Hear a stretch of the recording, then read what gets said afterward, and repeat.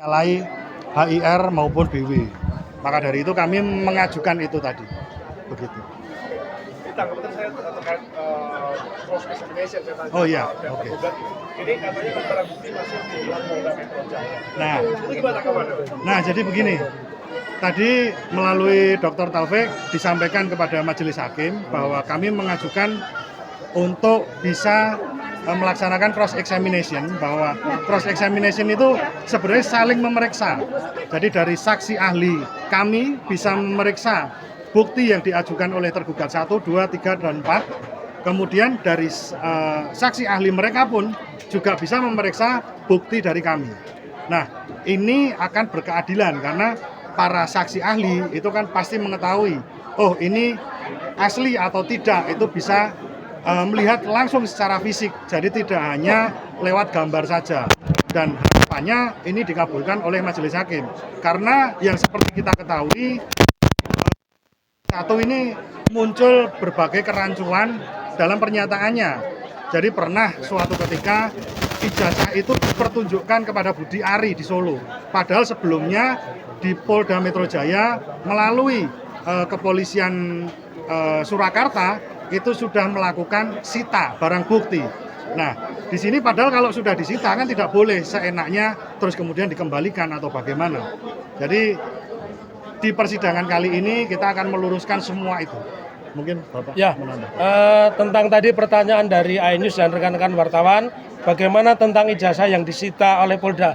Jawaban saya simpel, kepolisian itu satu. Tadi ada wakilnya, yang keempat tadi itu kuasa hukum dari polisi. Polisi itu satu. Maupun itu di Mabes Polri, di Manokwari, di Polda Jawa Tengah, di Polresta, sama, bisa itu. Jadi tidak ada alasan untuk tidak bisa menghadirkan yang namanya alat bukti. Kenapa? Sesuai dengan tadi yang kami sampaikan, pembuktian yang paling kuat itu apa yang seorang saksi, apa yang seorang ahli terangkan di depan persidangan. Kalau sebuah persidangan tentang citizen lawsuit yang mengatakan bahwa negara ini tidak berbuat sehingga membiarkan ada beberapa orang sudah ditahan, Gus Nur dan Bambang Tri, dan yang lain ada sekitar 8 orang, klaster 1, klaster 2, tentunya sangat tidak wise dan sangat bertentangan dengan prinsip-prinsip peradilan yang terbuka. Jadi sangat simpel, kalau memang ingin membuka kotak Pandora itu dengan pertanyaan tadi,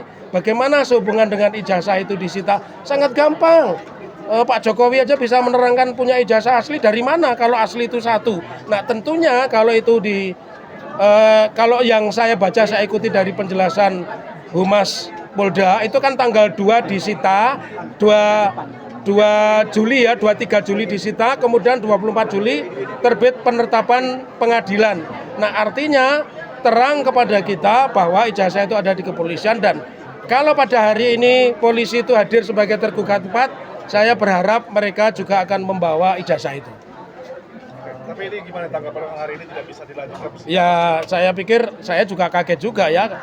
Semua masyarakat itu, saya tidak ingin masyarakat terpesona sebagaimana persidangan KIP. Di awal-awal majelis itu hebat, menghabisi KPUD Surakarta, menghabisi Badan Arsip Negara. Tapi tiba-tiba putusannya letoy, gugatan ditolak. Hari ini pun menurut saya ada sesuatu yang harus saya pertanyakan. Secara material tidak ada yang salah dari pembuktian kami. Hanya hakim berpendapat bukti kami karena tergugatnya itu adalah 1, 2, maka dijadikan 1, itu ditolak. Harusnya bukti penggugat 1 juga 1, bukti penggugat 2 disebut bukti P2, itu saja. Tapi secara prinsip tidak ada kewenangan siapapun yang mengatakan bahwa itu bukan KTP-nya Saudara Bangun Sutoto, itu bukan KTP-nya Saudara Top Taufan Hakim. Hanya saya juga tidak tahu mengapa itu bertolak belakang dengan prinsip-prinsip beracara yang sederhana, cepat dan murah. Harus mundur lagi, dan saya kaget juga ya, saya kecewa juga. Kenapa pembuktian itu hanya sekali? Lalu kekecewaan saya yang ketiga apa? berulang sebelum sidang penyampaian bukti saya sudah mengatakan mohon diizinkan kami melakukan cross examination. Kenapa? Karena kami semua yang di ruangan ini, apakah penggugat, hakim dan tergugat, itu adalah orang awam, orang yang tidak paham tentang ijazah analog, ijazah digital, nggak paham. Karenanya cross examination itu maksudnya ketika kami menghadirkan ahli dan kemudian lawan berikutnya mereka menyajikan bukti, boleh ahli kami yang sebelumnya itu untuk hadir memeriksa keaslian bukti. Tetapi nampaknya hakim sudah saya katakan hakim sudah goyah begitu ya, dan hakim selalu mengatakan hakim punya kebijaksanaan. Bukan, aturan hukum acara perdata cuma 2, HIR sama BW ya, atau kitab undang-undang hukum perdata. Itu teman-teman. Mungkin apa yang disiapkan untuk tanggal 30 dan Ya, oke, pertanyaan menarik. Untuk tanggal 30 2 hal yang saya siapkan. 1, saya memperbaiki bukti sebagaimana yang dikehendaki oleh majelis hakim. Bahkan kalaupun ijazah kami itu 16, nanti akan kami pisah satu-satu ya. Bahkan kalau rekapitulasi nilai itu jumlahnya 16 juga akan kami pisah satu-satu. Karena tidak mungkin rekapitulasi nilai itu 1 lembar. Pasti minimal 2 lembar bolak-balik. Dan yang ketiga, untuk teman-teman ketahui, hari ini kami sudah fair.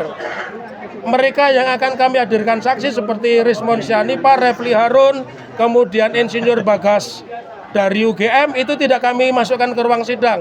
Yang akan datang kami memastikan ya bahwa selain bukti yang 16 tadi, kami akan tambahkan bukti-bukti baru. Bukti baru itu berupa ijazah alumni Fakultas Kehutanan tahun 85. Dan bukti baru yang kedua itu buku reuni 25 tahun Fakultas Kehutanan yang terbit pada tahun 88. Di situ tidak akan bisa ditipu karena di situ saya ingat nomor 208 namanya Insinyur Joko Widodo tapi bukan Jokowi. Dan bukan SMA 6 Surakarta tetapi SMA 6 Jogja. Jadi tidak mungkin tahun 88 direkayasa menyesuaikan kondisi sekarang. Yang terjadi itu justru yang sekarang ini menyesuaikan dengan buku alumni wisuda 25 tahun Fakultas Kehutanan UGM yang terbit tahun 88. Ya, terima kasih. Menarik, teman-teman. Dan nanti mohon maaf, ijazah yang tadi disebutkan Dr. Taufik, ijazah kehutanan UGM pada tahun 1985 yang kita ketahui bahwa itu satu masa dengan ijazahnya Jokowi akan kita pertunjukkan kepada media massa ataupun media sosial yang mau datang ke Pengadilan Negeri Surakarta. Akan kita gelar resmi di depan kamera seperti ini. Jadi kami akan terangkan di mana bukti perbedaannya, di mana format yang berbeda. Karena masyarakat harus tahu. pertanyaan Begitu. Pak, tadi kan katanya Pengadilan Negeri Surakarta tidak punya LCD. Ya. Maka dari itu kami akan pinjamkan. memperlihatkan. Kantor kami punya LCD. Kami Ya. siapkan. Kalau perlu gensetnya saya bawa ke sini. Ya. Iya. Maka dari itu menarik. Kalau ditolak majelis gimana? Ya tidak mungkin lah, tidak mungkin. jadi begini, mohon maaf, ketika di dalam ruang sidang itu kami patuh kepada majelis hakim. Tetapi kalau untuk membuka kebenaran ini ada di media. Maka dari itu ijazah tahun 85 Kehutanan UGM akan kami gelar di depan kamera. Kami akan tunjukkan di mana bedanya. Ya, Tanggal 30 ya. Oke. Ya. oke. Ada tambahan menarik teman-teman. Ya. Oke, teman-teman, ada tambahan yang sangat menarik di luar pergelaran sidang. Ya. Sebagaimana yang beberapa waktu yang lalu oleh Bang Rismon katakan di acara Rakyat Bersuara iNews bahwa kasus tentang ijazah palsu Joko Widodo ini sejatinya adalah bicara tentang kemanusiaan. Nah, mengingat yang pertama pada bulan Desember tahun 2025 ini bertepatan juga dengan Desnatalis Universitas Gadjah Mada, kampus kami tercinta, saya Bang Rismon, Dr. Tifa, Mas Roy, Bang Refli Harun, Mas Nurmadi dan juga teman-teman alumni yang lain. Pada kesempatan kali ini di mana Dr. Taufik juga pernah mengatakan bahwa dari Pengadilan Negeri Surakarta ini akan lahir sejarah baru untuk Negara Kesatuan Republik Indonesia, maka kita juga harus mengingat akan nasib saudara-saudara kita yang ada di Aceh, Sumatera Barat, Sumatera Selatan khususnya yang saat ini tengah berjuang untuk mempertahankan hidup. Karena itu izinkan kami di lingkungan Pengadilan Negeri Surakarta ini tanpa mengurangi rasa hormat, kami mewakili sebagian alumni Universitas Gadjah Mada yang tergabung dalam Kagama, keluarga alumni Universitas Gadjah Mada, nanti secara bergantian, baik di dalam kesempatan saat ini ataupun nanti di luar acara konpes, kami akan menandatangani sebuah salinan ijazah yang memang sengaja kami perkecil. Ini kami dapatkan dulu dari KPUD Surakarta, kami perkecil dan kemudian sengaja kami bikin kusut. Ya, begitu pula backgroundnya yang berwarna biru, ini juga kami bikin kusut. Biru melambangkan kampus biru, identik dengan Universitas Gadjah Mada. Di sini nanti kami mengajak kepada rekan-rekan yang saat ini hadir di lingkungan Pengadilan Negeri Surakarta untuk tanda tangan. Ya, tanpa mengurangi rasa hormat bagi alumni dari universitas lain, tapi ini nanti hasil tanda tangan yang sudah terkumpul di dalam bingkai figura ini nanti akan kami lelang untuk saudara-saudara kita yang ada di Aceh dan Sumatera. Begitu, silahkan nanti yang dari senior dulu, Mas Normadi silahkan untuk tanda tangan. Oh ya, Bang Refli. oh ya, dari Mas Refli Harun dulu. Ya, Nanya apa, ngomong apa? tanda tangan dulu. Oh, tanda tangan Oh, dulu. pandangan hukum. Ya, Tanda tangan pertama dari Oke. Pak Refli Harun. ya tanda tangan pertama dari Pak Refli Harun. Oh, Pak Normadi. Oke. Ini alumni UGM asli ya? Alumni UGM asli. Tahun Berani tunjukkan 1995. ijazah nggak Bang? Berani dong, masa nggak berani?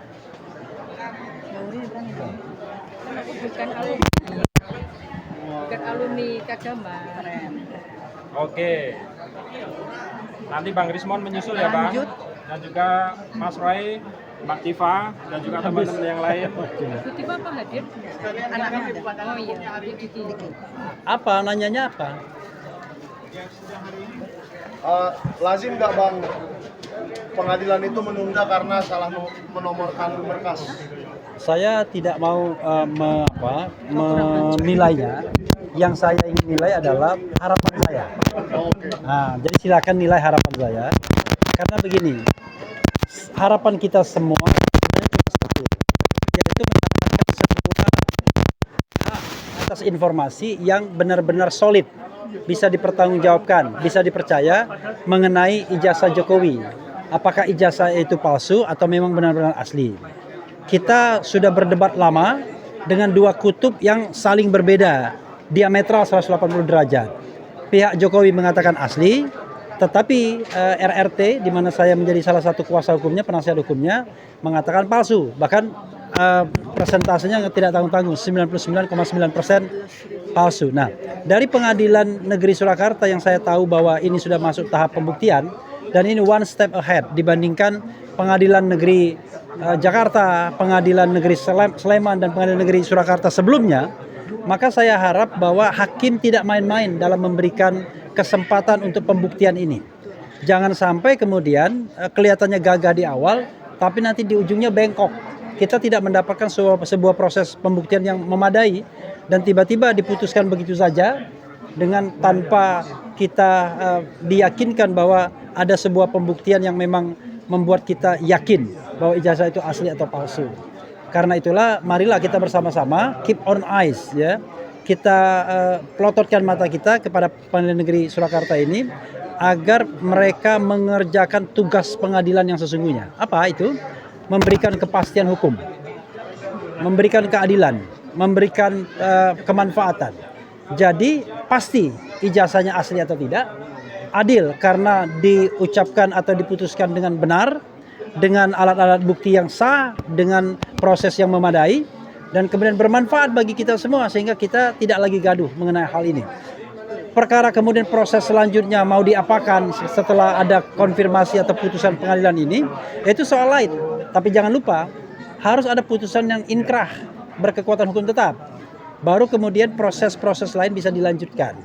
Nah, saya ingin mengatakan kawan-kawan semua, penersangkaan terhadap RRT itu, Roy, Rismon, dan Tifa, Roy Suryo, kemudian Rismon Sianipar dan Tifauzia Tiasuma, Dr. Tifa, itu sesungguhnya tidak sah. kalau salah satunya dikenakan pasal fitnah misalnya, pasal 311 KUHP dengan ancaman hukuman 4 tahun. Dan itulah dasar untuk menersangkakan mereka, karena mereka mengatakan ijazah itu palsu 99,9%. Persoalannya adalah karena ini sudah masuk di ranah pengadilan, ya harus ada putusan pengadilan yang berkekuatan hukum tetap dulu untuk memproses mereka lebih lanjut. Dan proses itu bisa didapat di Pengadilan Negeri Surakarta ini atau di Pengadilan Tata Usaha Negara. Itulah dua proses pengadilan yang bisa membuktikan apakah ijazah ini palsu atau asli. Kalau palsu, maka selesai, ya, the game is over terhadap RRT. Kemudian kalau asli, kita akan lihat bagaimana proses selanjutnya. Ini yang paling penting. Jadi nanti tanggal 30 Desember kita datang lagi, tanggal 6 Desember kita datang lagi, kita yakinkan bahwa memang majelis hakim di sini berani, independen, kemudian bisa dipercaya, trusted, sehingga putusan yang dihasilkan oleh pengadilan negeri ini adalah putusan yang bertanggung jawab, putusan yang adil sesuai dengan ira-iranya, yaitu demi keadilan berdasarkan ketuhanan yang Maha Esa. Itu saja ya, makasih. Pengadilan Negeri Surakarta menggelar sidang pembuktian surat gugatan Citizen Lawsuit nomor 211/PDTG/2025/PN Surakarta. Perkara ini murni menyoal dugaan ketidaksesuaian dan keaslian ijazah Presiden ke-7 Republik Indonesia Joko Widodo dari Fakultas Kehutanan Universitas Gadjah Mada tahun 1985. Tim Akui menegaskan bahwa sidang ini bersifat terbuka untuk umum, yang artinya seluruh warga berhak untuk hadir dan menyaksikan langsung proses persidangan di PN Surakarta. Hal tersebut merupakan prinsip dari transparansi dan akuntabilitas peradilan. Tim Akui juga menekankan bahwa agenda sidang pembuktian bukti surat dari pihak penggugat sebagaimana ditetapkan dalam putusan sela PN Surakarta pada 9 Desember 2025 lalu.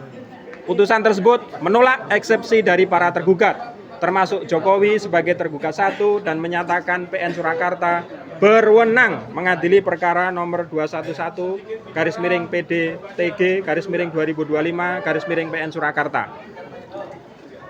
Muhammad Taufik selaku Ketua Tim Akui menyebut dukungan dari sejumlah pakar hukum seperti Profesor Jimli Asidiki, Profesor Reza Indragiri yang menilai proses perdata di PN Surakarta sebagai forum yang tepat untuk memeriksa keaslian ijazah Jokowi.